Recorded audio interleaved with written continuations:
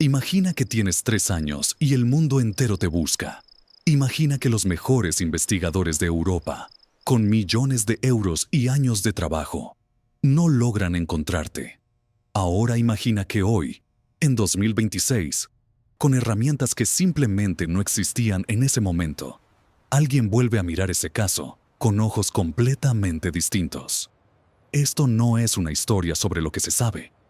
Es una historia sobre lo que quizás siempre estuvo ahí, pero nadie supo cómo ver. El 3 de mayo de 2007, Praia da Luz, un pequeño pueblo de la región del Algarve, en Portugal, era exactamente lo que cualquier familia busca para unas vacaciones. Sol, tranquilidad, mar y la sensación de que nada malo puede pasar. Era temporada baja todavía. El turismo comenzaba a despertar. Y el Ocean Club era uno de esos resorts que combinan la comodidad de un hotel con la calidez de un apartamento. Los McCann, una familia de médicos británicos, llevaban varios días allí. Kate y Jerry, ambos cardiologistas formados en el National Health Service del Reino Unido, habían viajado con sus 3 hijos. Madeleine, de casi 4 años, y los mellizos Amelie y Sean, de 2 años. Era una rutina ya establecida durante esa semana de vacaciones. Cenar con amigos en el restaurante del complejo, a unos 100 metros del apartamento 5A, y regresar cada cierto tiempo para revisar a los niños dormidos. Lo que ocurrió esa noche ha sido analizado, cuestionado y reinterpretado miles de veces. Pero hay algo que pocas veces se menciona con la claridad que merece. La investigación inicial tuvo fallos estructurales que comprometieron desde el primer momento la posibilidad de encontrar respuestas. Y esos fallos no fueron por negligencia de individuos concretos, sino por las limitaciones naturales de un sistema policial que nunca había enfrentado algo de esta magnitud en ese contexto específico. Alrededor de las 10 de la noche, Kate McCann fue al apartamento y encontró la puerta entreabierta, la ventana de la habitación de los niños con las persianas levantadas y la cama de Madeleine vacía. Lo que vino después fue una cadena de reacciones que cualquier padre puede imaginar, pero que nadie quiere vivir jamás. La policía judiciaria portuguesa fue alertada. El resort se cerró. Comenzó una búsqueda que, en las primeras horas, todavía tenía sentido porque las horas iniciales son siempre las más críticas en cualquier caso de desaparición infantil. Aquí es donde la historia comienza a volverse más compleja. En los primeros días, la policía portuguesa trabajó bajo la hipótesis de que Madeleine había salido sola del apartamento, quizás sonámbula, quizás asustada, quizás simplemente caminando. Esta línea de investigación retrasó el cierre de las fronteras del Algarve durante horas decisivas. No fue hasta mucho después que se emitió una alerta internacional formal. Para contextualizar lo que esto significa, en un radio de tan solo 90 kilómetros desde Praia da Luz, existen varios pasos fronterizos hacia España, y la carretera A22, conocida como la Vía do Infante, conecta directamente el Algarve con la frontera española en menos de 1 hora de conducción. Cada minuto sin una alerta activa era un margen geográfico que se ampliaba de forma exponencial. Los testigos, en esos primeros días, dejaron declaraciones que luego resultarían contradictorias. Algunos dijeron haber visto a un hombre cargando a una niña en dirección a la playa. Otros describieron figuras sospechosas cerca del apartamento. El problema no era la voluntad de los testigos, sino algo que hoy entendemos mucho mejor gracias a la neurociencia cognitiva. La memoria humana bajo estados de estrés y shock no es una grabación. Es una reconstrucción activa que se contamina fácilmente con lo que vemos en las noticias, con lo que nos preguntan y con lo que queremos recordar. La psicología del testimonio ocular ha avanzado enormemente desde 2007 Y si aplicáramos los protocolos actuales de entrevista forense a esos testimonios originales, probablemente obtendríamos una imagen muy diferente de lo que cada persona realmente vio. Uno de los testimonios que más atención recibió fue el de Jane Tanner, una amiga de los McCann, que declaró haber visto a un hombre cargando a una niña aproximadamente a la hora en que se cree que Madeleine desapareció. Durante años, este testimonio fue tratado como una de las piezas clave del caso, pero en 2013, la Operación Grange de Scotland Yard identificó a otro hombre, un turista británico que cargaba a su propia hija dormida, como la persona que Tanner probablemente vio sin que nadie lo supiera. Esto no significa que Tanner mintiera, significa que la memoria funciona así, y que sin herramientas adecuadas de verificación cruzada, un testimonio honesto puede convertirse en una pista falsa que desvía recursos durante años. Pero hay algo más que pocas veces se menciona en las narrativas populares sobre este caso. La contaminación de la escena del crimen fue casi inmediata. El apartamento 5A fue visitado por decenas de personas en las primeras horas, entre policías, empleados del hotel, amigos de la familia y periodistas. Cuando los peritos de la policía judiciaria llegaron para tomar muestras adecuadas, el lugar ya había sido transitado de una forma que dificultaba enormemente cualquier análisis forense posterior. En términos de cadena de custodia, que es uno de los pilares del análisis científico de evidencias, el escenario inicial del caso McCann fue comprometido antes de que siquiera comenzara la investigación formal. Y si esto ya resulta grave, lo que vino después lo es aún más. En septiembre de 2007, casi 5 meses después de la desaparición, la policía portuguesa argumentó de forma sorprendente que los perros de rastreo de la policía británica, específicamente los perros entrenados para detectar cadáveres conocidos como EVRD, habían marcado positivo en varios puntos del apartamento y en el maletero de un coche alquilado por los McCann semanas después de la desaparición. Esta información fue filtrada a los medios de comunicación de una manera que algunos analistas legales han calificado como procesalmente inaceptable y llevó a que la familia McCann fuera formalmente declarada arguidos, es decir, sospechosos bajo la ley portuguesa. En agosto de 2007, Kate McCann fue llamada a declarar y se acogió a su derecho a no responder. El fiscal archivó el caso en 2008 por falta de evidencias. Los McCann nunca fueron acusados de ningún delito. Pero aquí hay un detalle técnico que generalmente se pierde en la narrativa mediática y que hoy resulta fundamental para entender las limitaciones de aquella investigación. Los perros de rastreo de cadáveres, aunque son herramientas extraordinariamente valiosas en investigaciones forenses, producen resultados que requieren confirmación química independiente para ser admisibles como evidencia concluyente. En el caso McCann, los análisis del laboratorio Forensic Science Service del Reino Unido no pudieron confirmar de forma definitiva la presencia de fluidos biológicos de Madeleine en las muestras obtenidas.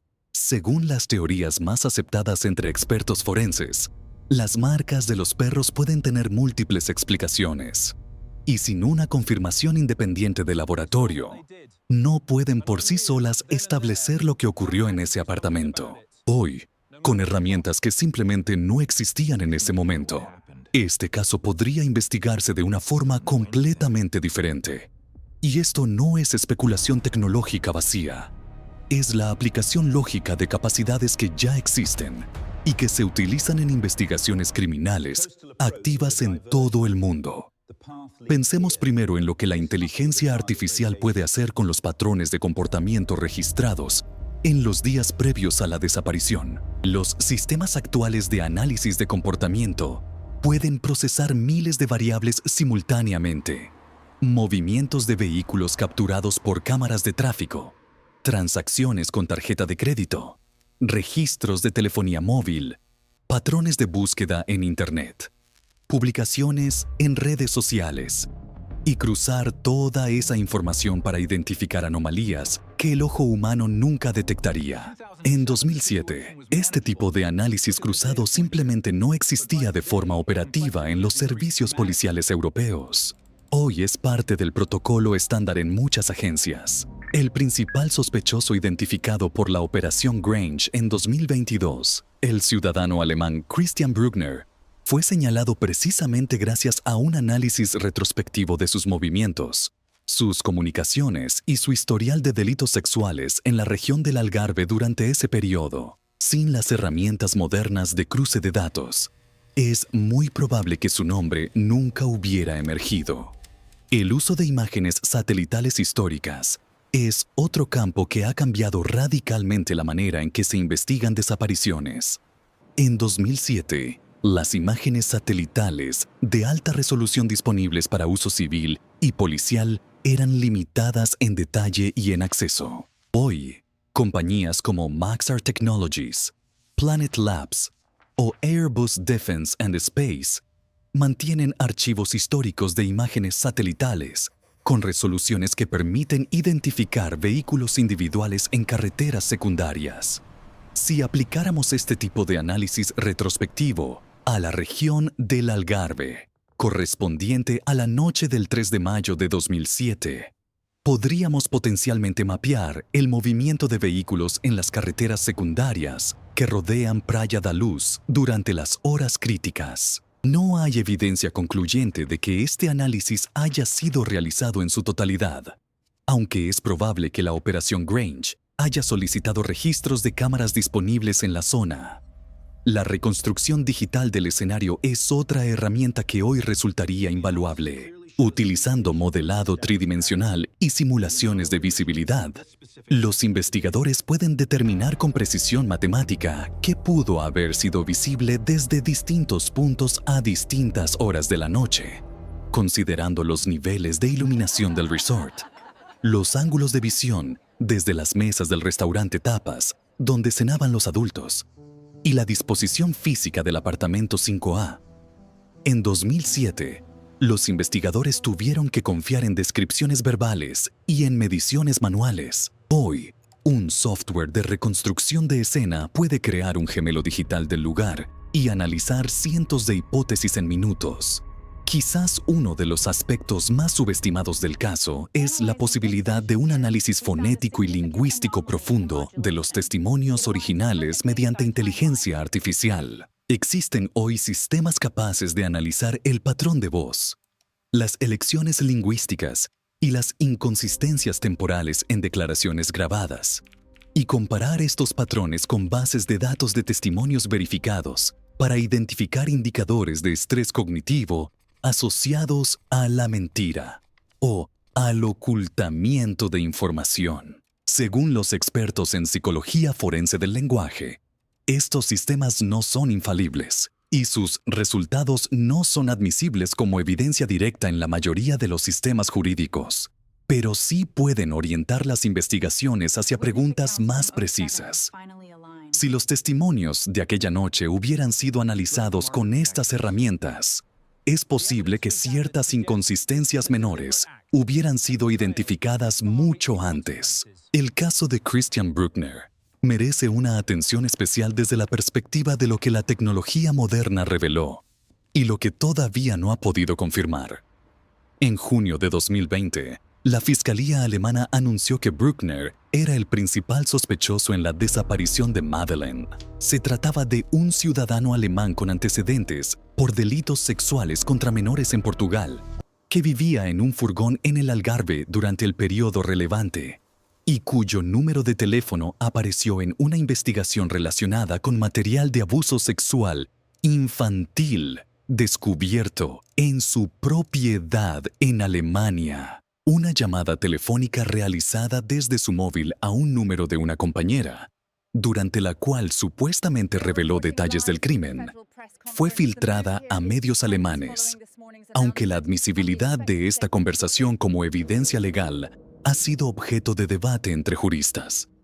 Bruckner fue condenado en Alemania en 2019 por la violación de una turista americana en Praia da Luz en 2005.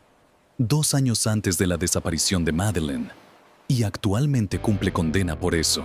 Sin embargo, hasta la fecha de elaboración de este guión, no ha sido formalmente acusado de ningún delito relacionado con Madeleine McCann, lo que resulta llamativo desde una perspectiva de análisis de patrones de comportamiento delictivo es la consistencia geográfica y temporal. Los delincuentes sexuales que operan en zonas turísticas suelen seguir patrones de comportamiento relativamente predecibles. Seleccionan objetivos de oportunidad, conocen los puntos ciegos de vigilancia del área, operan en horarios similares y frecuentan los mismos entornos. Un sistema de análisis de comportamiento, como los que hoy utilizan Europol y el FBI, podría haber mapeado los incidentes conocidos atribuidos a Bruckner en la región y superpuesto esos patrones sobre los elementos físicos del caso McCann para determinar el grado de consistencia entre su modus operandi documentado y las circunstancias de la noche del 3 de mayo. Según las teorías más aceptadas entre los investigadores de la Operación Grange, esta consistencia existe, pero no hay evidencia concluyente de que Bruckner esté directamente vinculado al caso hasta ahora. Hay otro elemento que pocas veces recibe la atención que merece: el análisis de las comunicaciones digitales de la época. En 2007, WhatsApp no existía. Facebook tenía 3 años de vida y era fundamentalmente una red universitaria estadounidense. La mayoría de las comunicaciones entre los adultos del grupo McCann se realizaban por teléfono móvil y SMS.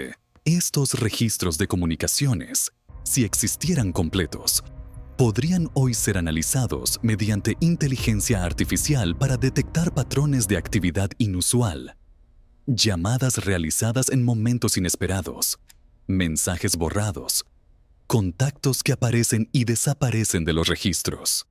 Los metadatos de comunicaciones, que son los datos sobre cuándo, desde dónde y a quién se realizaron las comunicaciones, son hoy una de las fuentes más valiosas en investigaciones criminales. En 2007, la extracción y análisis de estos metadatos a gran escala no era técnicamente posible con los recursos policiales disponibles en Portugal. Existe también una pregunta que muchos investigadores informales han planteado a lo largo de los años y que merece ser abordada con rigor. ¿Qué pudo haber ocurrido en los días previos que pudiera haber puesto a Madeleine en riesgo sin que nadie lo supiera? Los análisis de comportamiento de depredadores identificados sugieren que muchos casos de secuestro de menores en entornos turísticos no son completamente espontáneos.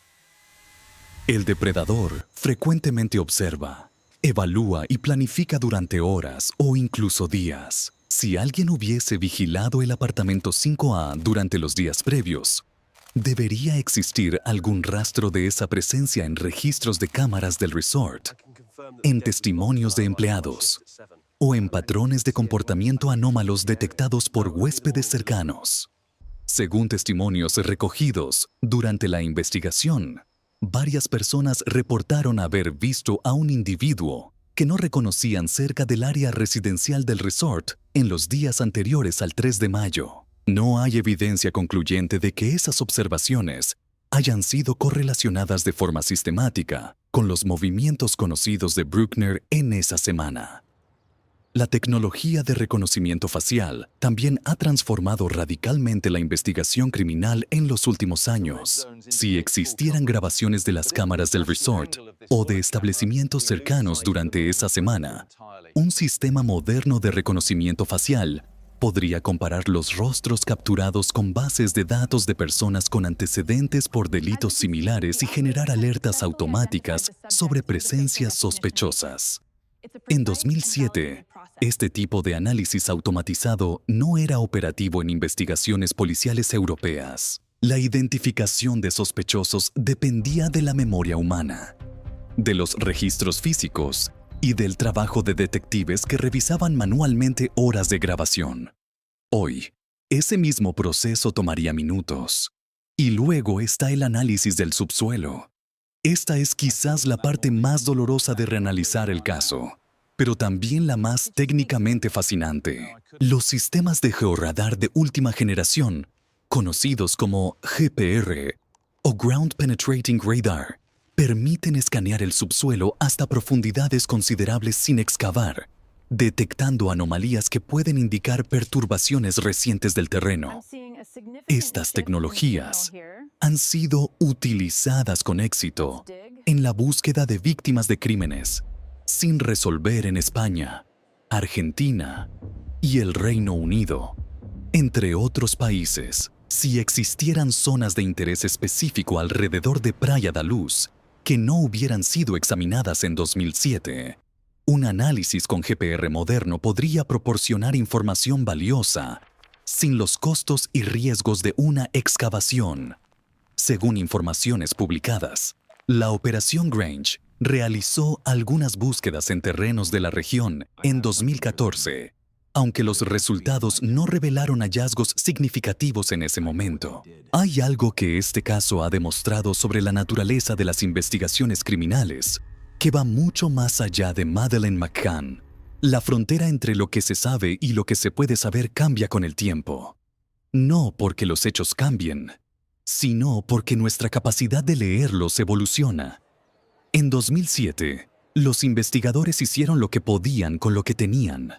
No fallaron por malicia ni por incompetencia en todos los casos. Fallaron, en parte, porque estaban trabajando con herramientas del siglo XX para resolver un problema que, en muchos de sus aspectos técnicos, requería las herramientas del siglo XXI.